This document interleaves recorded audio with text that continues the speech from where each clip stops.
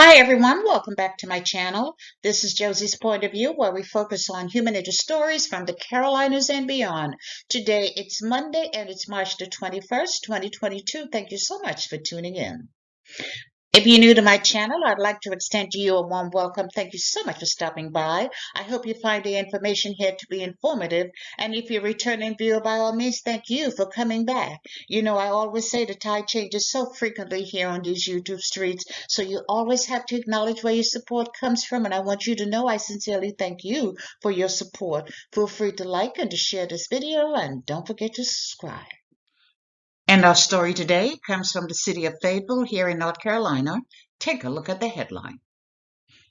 And it reads, former high school teacher charged with over 50 child sex crimes. I'll provide you with a summary here, and as always, I'll place links to a few of the full articles in the description box.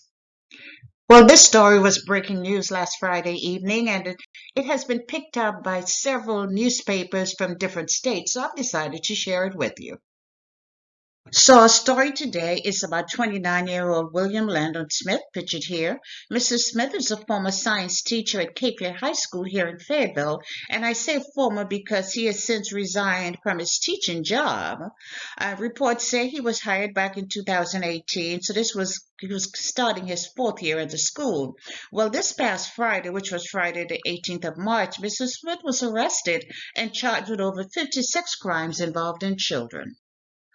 I'm sure you're aware when you have sex charges involving minors, investigators try to protect the identity of individuals in this group, and they release only so much information to keep the public aware, but there are always gaps. There's always gaps because they don't want to release too much, and the ultimate objective is to protect the identity of the underage victim.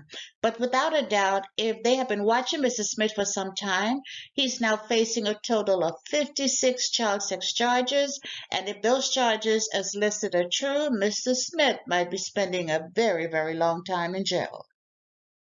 And here are the 56 child sex charges.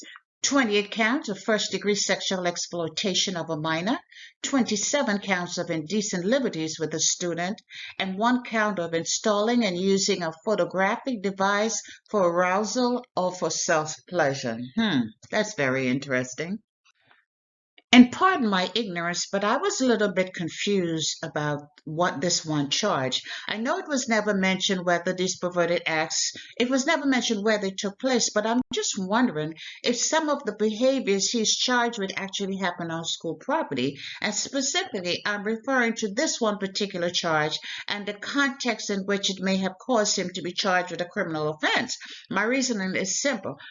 I don't think it's against the law in the state to install a camera in your own home for such purposes here and identified as self-pleasure. I could be wrong, but I was under the impression that whatever you do in your own home was your business.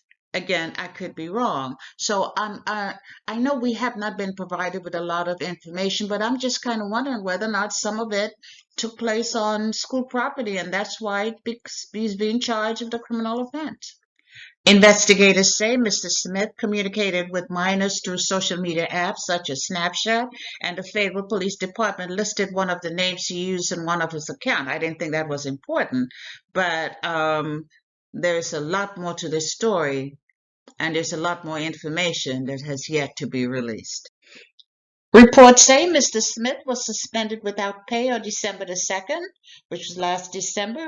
I'm sure that's when the allegations first came to light. And for him to be suspended without pay tells me right there the charges were pretty serious, or at least the school administration took them seriously. So he started off being suspended without pay the first week in December. Then 6 weeks later, as the investigation was heating up, he resigned from his teaching job. Reports say he did so on January the 22nd, and I'm sure it took several weeks for Fayetteville police to complete their investigation and to file charges against him. So it was this past Friday on March the 18th that he was formally charged and arrested. So Smith remains in the Cumberland County Jail where his bond has been set at $425,000. And this case is by no way complete or closed. Investigators say the case is ongoing, and police say there might be additional victims out there. So they haven't issued a plea for anyone who've had communication with Smith. They want to encourage them to come forward. I guess this plea really is to the parents, to talk to their children, and in case their children have had any type of communications with him, they want him to come forward and share their experience. And the Cumberland County School Board has issued their own statement saying that they find the allegations extremely disturbing, but it does not represent the 6,000 plus dedicated employees who serve students on a daily basis. They also said as part of their regular procedures, Cumberland County School conducts extended background checks on all employees and conduct ethics training for employees. But what does all of that mean? Because what we're seeing here, that in spite your ethics training and your background checks, you still have employees who are out there preying on our children. And the Cumberland County Sheriff's Office has issued a reminder to parents. They're encouraging parents and guardians to monitor your children's social media activity. They say it's essential to know who your child or your children are communicating with because they say predators are not everywhere, but they can be anywhere.